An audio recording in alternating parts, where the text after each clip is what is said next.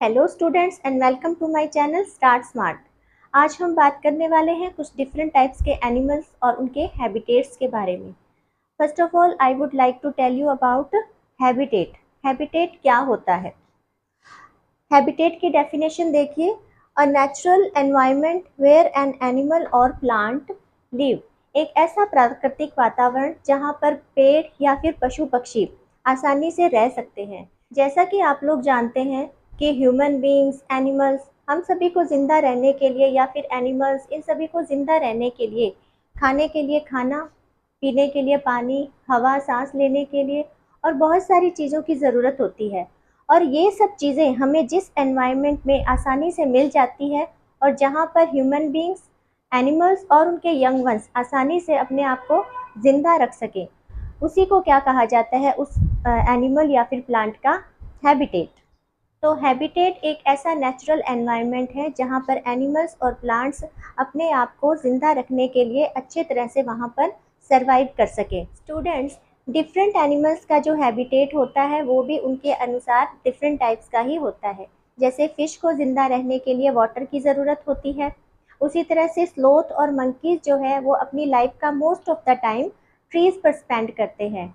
And some other animals like lion, bear and jackals, वो कहाँ रहते हैं? ज़मीन पर। जैसा कि आप लोग जानते हैं कि कुछ एनिमल्स लैंड पर यानी ज़मीन पर रहते हैं और कुछ एनिमल्स पानी में भी रहते हैं। ऐसे एनिमल्स जो ज़मीन पर रहते हैं उनको कहा जाता है टेरेस्ट्रियल एनिमल्स। क्या कहा जाता है उनको? Terrestrial animals. Animals that live on land, example lion, bear and giraffe etcetera. ऐसे एनिमल्स जो सिर्फ लैंड पर रहते हैं उनको कहा जाता है टेरेस्ट्रियल एनिमल्स। अब हम टेरेस्ट्रियल एनिमल्स के हैबिटेट के बारे में जानते हैं। स्टूडेंट्स, जैसा कि मैंने आपको अभी बताया कि जो ज़मीन पर जो एनिमल्स रहते हैं उनको कहा जाता है टेरेस्ट्रियल एनिमल्स। जो टेरेस्ट्रियल एनिमल्स होते हैं उनको ज़मीन पर सर्वाइव करने के लिए उनके हिसाब से ही उनका हैबिटेट होता है। तो यहाँ पर आप देख सकते हैं कि मैंने 4 टाइप्स के हैबिटेट लिखे हैं। फर्स्ट इज़ फॉरेस्ट यानी कि जंगल, सेकंड इज़ डेजर्ट यानी रेगिस्तान, थर्ड इज़ माउंटेन्स यानी कि पहाड़ and fourth is polar reason. सबसे पहले हम बात करते हैं फॉरेस्ट हैबिटेट के बारे में। फॉरेस्ट यानी कि जंगल। फॉरेस्ट जो होते हैं वो बहुत ज़्यादा घने और डेंस एरियाज़ होते हैं। यहाँ पर बहुत ज़्यादा वेजिटेशन पाया जाता है। स्टूडेंट्स, फॉरेस्ट जो होते हैं वो 80% टेरेस्ट्रियल्स एनिमल्स का घर होते हैं। जैसे कि wild animals like lion, bear, giraffe, ये सब कहाँ रहते हैं? गुफाओं में रहते हैं।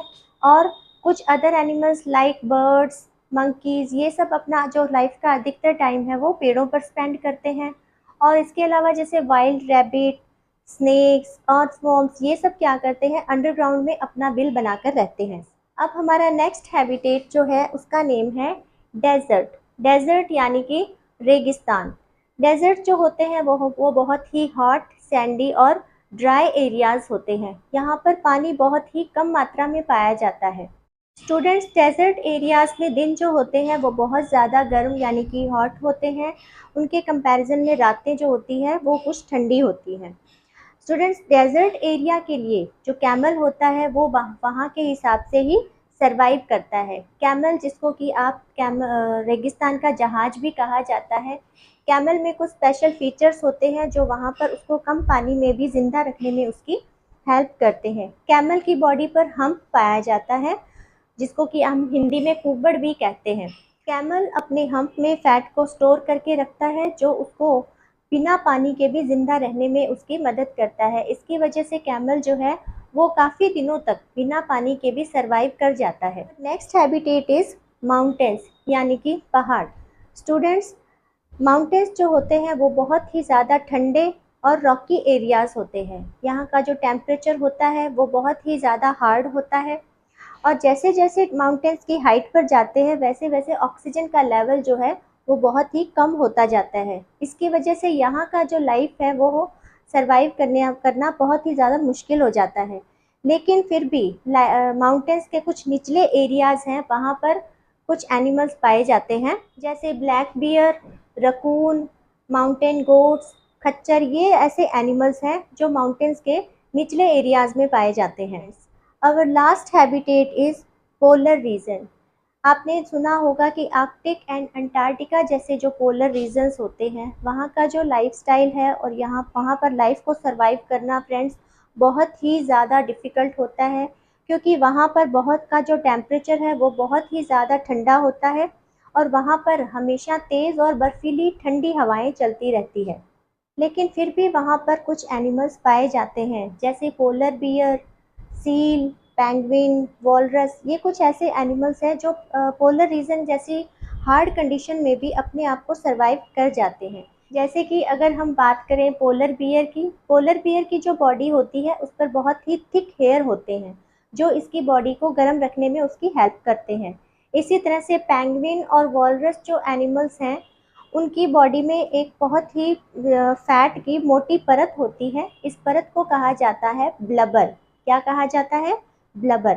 ये ब्लबर जो होता है इनके फैट को स्टोर करता है और जिसकी वजह से इनकी बॉडी में एक गर्माहट बनी रहती है। तो देखा आपने स्टूडेंट्स कि किस तरह से टेरेस्ट्रियल एनिमल्स जो होते हैं वो अपने आप को एनवायरनमेंट के हिसाब से ढाल लेते हैं।